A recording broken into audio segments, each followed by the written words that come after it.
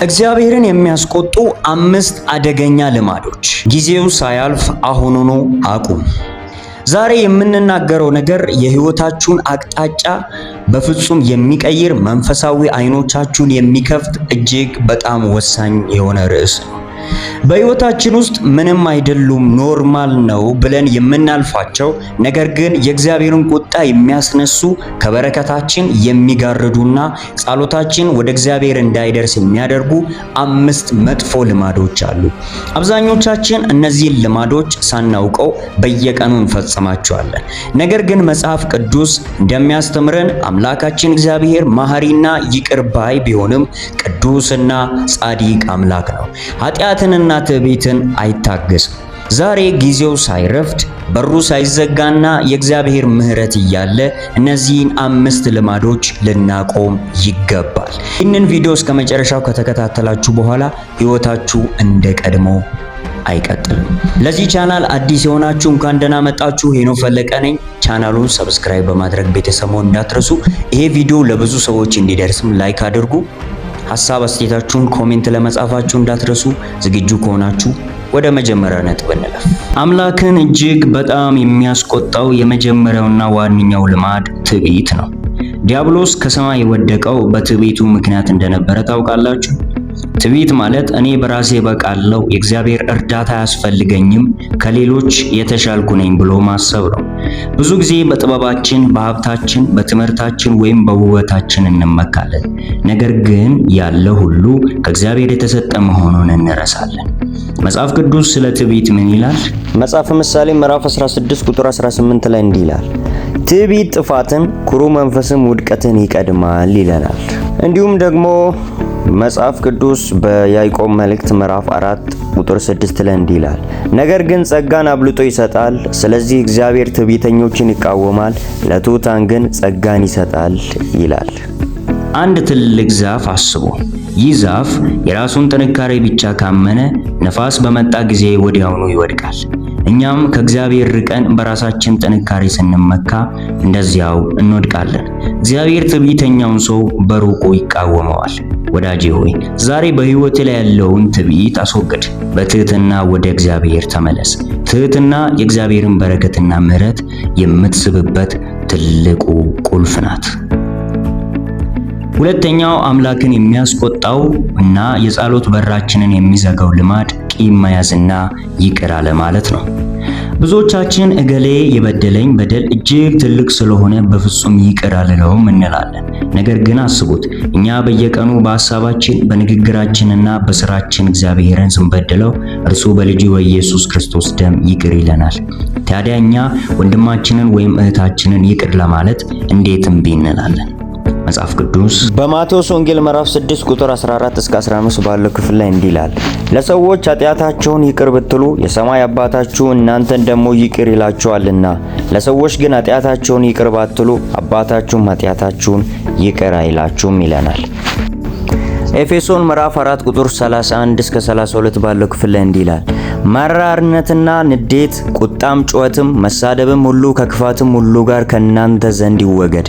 እርስ በርሳችሁም ቸሮችና ሩሮች ሁኑ፣ እግዚአብሔርም ደግሞ በክርስቶስ ይቅር እንዳላችሁ ይቅር ተባባሉ ይለናል። ይቅር አለ ማለት መርዝ ጠጥቶ ሌላው ሰው እንዲሞት የመጠበቅ ያህል ነው። ቂም ስትይዝ በደለኛው ሌላው ሰው ሳይሆን አንተ ራስህ በሰንሰለት ትታሰራለህ። ጸሎትህ ወደ እግዚአብሔር እንዳይደርስ ትልቅ ግንብ ታንጻለህ ወይም ትገነባለህ። ዛሬ የበደሉህን ሁሉ ከልብ ይቅር በማለት ነፃ ውጣ። እግዚአብሔር ይቅር ባዮችን ይወዳል፣ የነፃነቱንም ደስታ በልብ ይሞላል። ሶስተኛው ልማድ ውሸት፣ ሐሜትና ተንኮል ነው። በአሁኑ ዘመን ውሸት እንደ ቀላል ነገር ይቆጠራል። ትንሽ ውሸት፣ ነጭ ውሸት እያለን ራሳችንን እናታልላለን። ነገር ግን በመጽሐፍ ቅዱስ ውስጥ የውሸት አባት ዲያብሎስ እንደሆነ ተጽፏል። በሐሰት ሰዎችን ማታለል፣ ስማቸውን ማጥፋትና ተንኮል ማሰብ እግዚአብሔርን እጅግ የሚያስቆጡ ነገሮች ናቸው።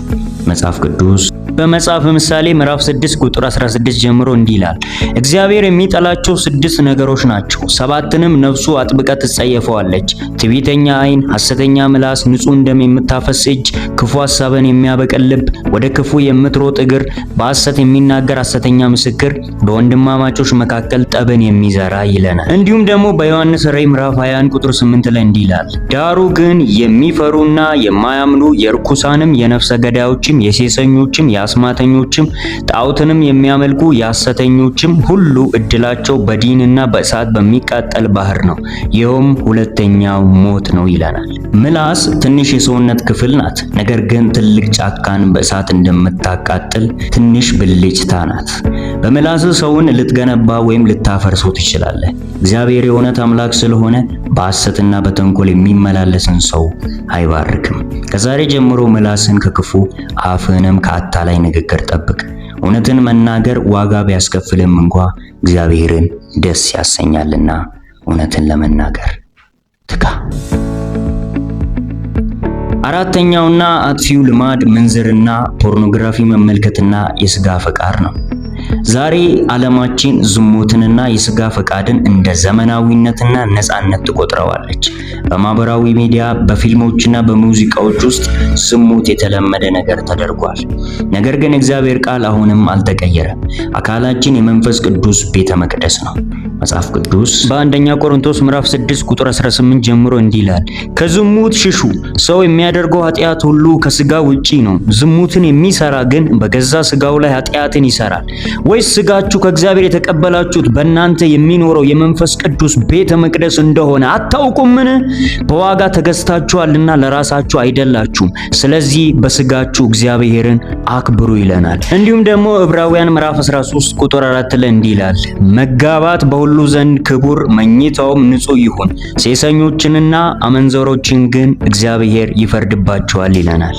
አንድ ውድ የወርቅ ዕቃ ወደ ቆሻሻ ቦታ እንደመጣል ያህል ቅዱስ የሆነውን አካላችንን ለዝሙት አሳልፈን መስጠት መንፈሳዊ ማንነታችንን ያደፈዋል።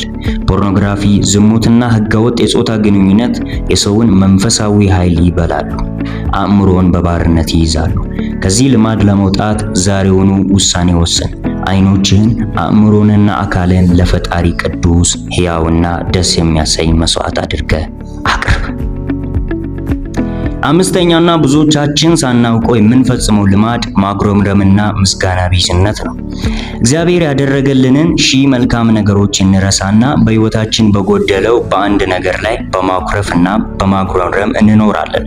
እግዚአብሔር ለኔ ምን አደረገልኝ? ሌላው ሰው ተባረከ፣ እኔ ግን አልተባረኩም እያለን እናማርራለን። እስራኤላውያን በበረሃ ሳሉ እግዚአብሔርን ያስቆጡበት ዋነኛው ምክንያት ማጉረምረማቸው ነበር። መጽሐፍ ቅዱስ በአንደኛ ቆሮንቶስ ምዕራፍ 10 ቁጥር 10 ላይ እንዲህ ይላል፣ ከእነርሱም አንዳንዶቹ እንዳንጎራጎሩ በሚያጠፋውም እንደጠፉ አታንጎራጉሩ ይለናል። እንዲሁም ደግሞ ወደ ፊልጵስዩስ ሰዎች ምዕራፍ 2 ቁጥር 14 ላይ እንዲህ ይላል፣ በመጥፎና በጠማማ ትውልድ መካከል ያለ ነቀፋ የዋሆችም ነውርም የሌለባቸው የእግዚአብሔር ልጆች እንድትሆኑ ሳታንጎራጉሩ ክፉም ሳታስቡ ሁሉን አድርጉ ይለናል። ምስጋና የእግዚአብሔርን በረከት በር ይከፍታል። ማጉረምረም ግን ያሉን በረከቶች እንኳ ያጠፋል። ዛሬ የምትተነፍሰው አየር፣ ያለክ ጤና፣ የምትበላው ምግብ የእግዚአብሔር ቸርነት ነው። ባስቆጠርከው ቁጥር የምታመሰግነው ነገር ታገኛለህ። ከማጉረምረም ይልቅ የምስጋና ልብ ይኑርህ። ባላቸው ነገር የሚያመሰግኑ ሰዎችን እግዚአብሔር አብዝቶ ይባርካቸዋል።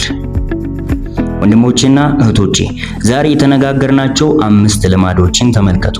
አንደኛ ትዕቢት፣ ሁለተኛ ይቅር አለማለት ቂም መያዝ፣ ሶስተኛ ሐሰተኛ ምላስና ተንኮል፣ አራተኛ ምንዝርናና የሥጋ ፈቃድ፣ አምስተኛ ማጉረምረምና ምስጋና ቢስነት። ምናልባት ከነዚህ ልማዶች በአንዱ ወይም በሁሉም ውስጥ ተዘፍቀ ይሆን? አትፍራ። ዛሬም ቪዲዮ የምታየው በአጋጣሚ አይደለም። እግዚአብሔር አሁንም በምሕረቱ እየጠራ ነው። እግዚአብሔር ኃጢአታችንን ይጠላል፣ ነገር ግን እኛን ኃጢአተኞችን ይወደናል። ዛሬ ከልብ ንስሐ ገብተህ ወደ እርሱ ከተመለስክ እርሱ ታማኝና ጻድቅ ስለሆነ ኃጢአትህን ይቅር ይልልሃል።